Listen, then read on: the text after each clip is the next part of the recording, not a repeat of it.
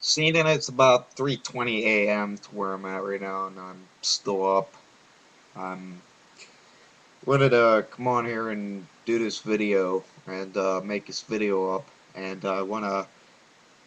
What I'm probably gonna say is gonna upset some people, you know, patriots for one.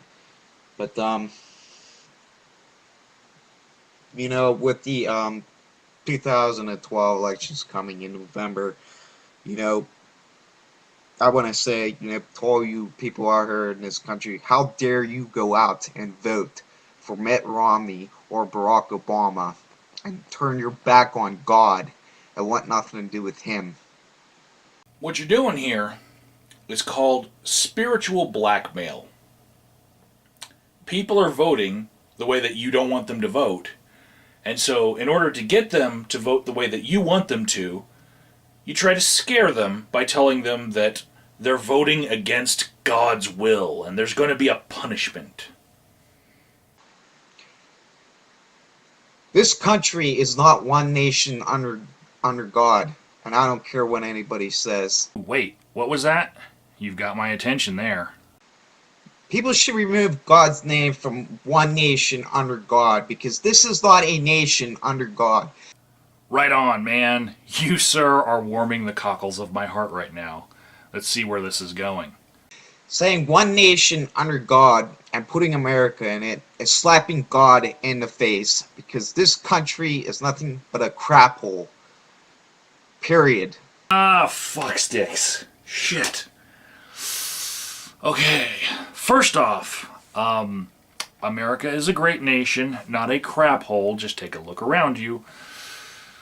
Two, even if I convinced you that America was a great nation and brought you out of your depression, it still wouldn't be right to call this a nation under your gods.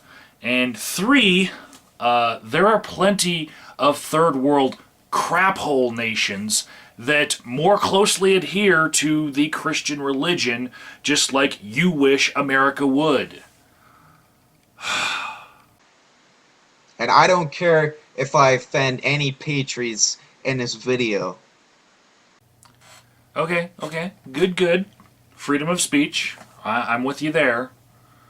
Shame on you people for running to Mitt Romney or Barack Obama and turning your backs on God. You people wanted politicians, so Satan gave you your politicians. So you're going to get your politicians that Satan throws out your way come the November elections. Turning my back on your gods has nothing to do with which political candidates I choose to consider. You know, Mitt Romney and Barack Obama both have God on their resume, right? I don't support this country anymore, and I don't care what happens. You know what? I could care less, and I hope God wipes it clean and starts over. Period. Wow.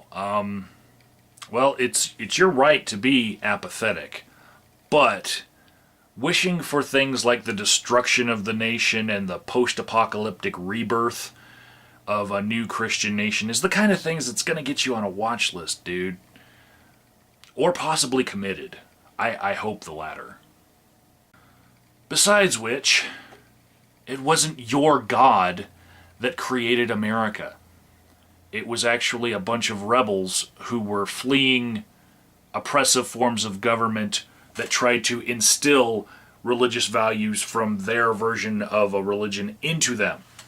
You know, these people were trying to escape that. If you think that it's your magical God that should reboot this country, then you have missed the entire point about why this country was made.